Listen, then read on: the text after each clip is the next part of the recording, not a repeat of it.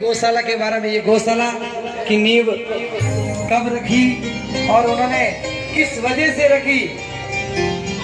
आज से 4 वर्ष पहले कालू भाई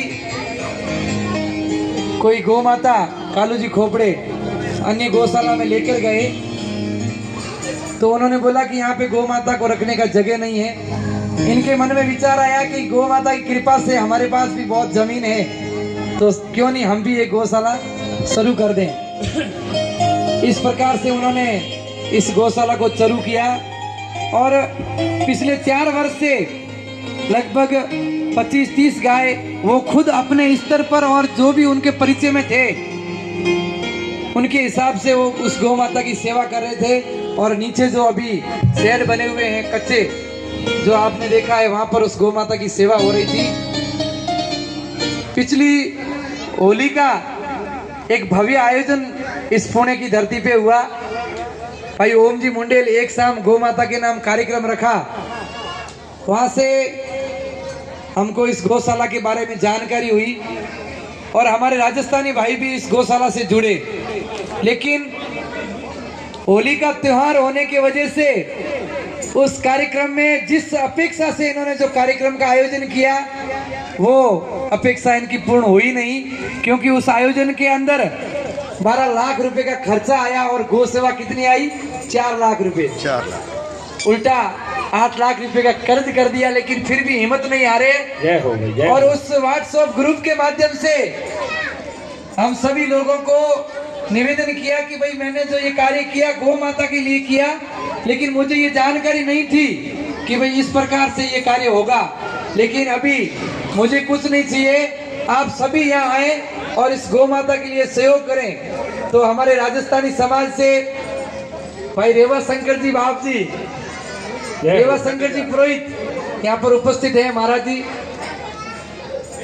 जो वहाँ पर पीछे कार्य कर रहे हैं गौ माता के पास, रेवा शंकर जी और हमारे सुतार समाज से भी और भी गोपाल भाई, बहुत 36 कौम के लोग यहाँ पर आए और सबने देखा कि वास्तव में यहाँ पर गौ माता की सेवा की आवश्यकता है और हमें हमारी जन्मभूमि में जो गौ माता की सेवा हम कर रहे हैं जो हो रही है उसके साथ साथ इस कर्म भूमि में भी हमें गौ माता की सेवा करनी चाहिए।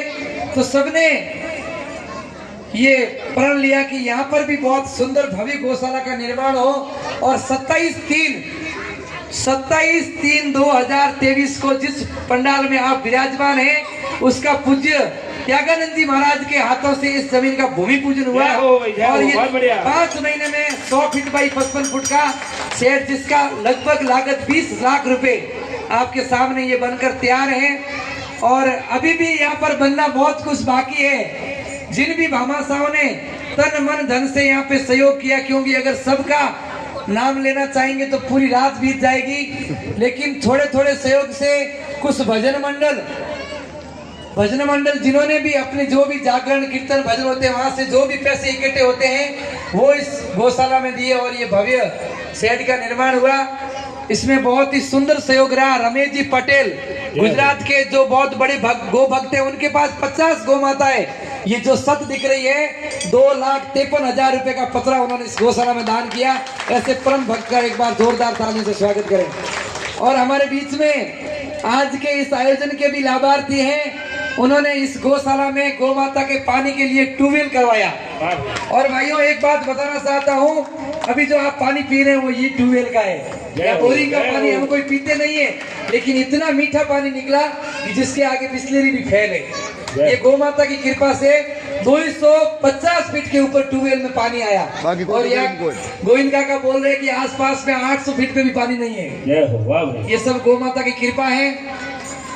तो मेरा आप सभी से यही निवेदन है कि हम सब यहाँ पर जुड़े हैं। जब हम यहाँ पर जुड़े थे उस समय यहाँ 16 गौ माता थी। 27/3/2023 को 16 गौ माता थी। आज यहाँ पर पीछे खड़ी है गौ माता, साउंड की आवाज के कारण नीचे जो पुरानी गौशाला उसमें खड़ी है। लगभग 35 या 38 गौ माता वर्तमान में यहाँ हो गई है।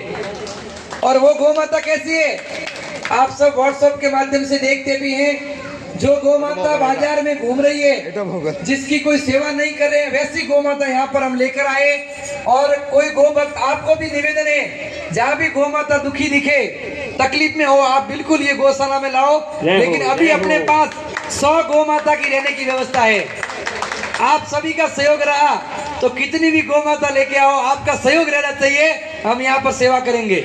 लेकिन यहाँ पर अभी 100 गौ माता के रहने की व्यवस्था की हुई है, तो आप सभी यहाँ पर आए हैं। सभी से विशेष निवेदन है कि जो कार्य चल रहा है इसमें भी कुछ सेवा कार्य देना बाकी है।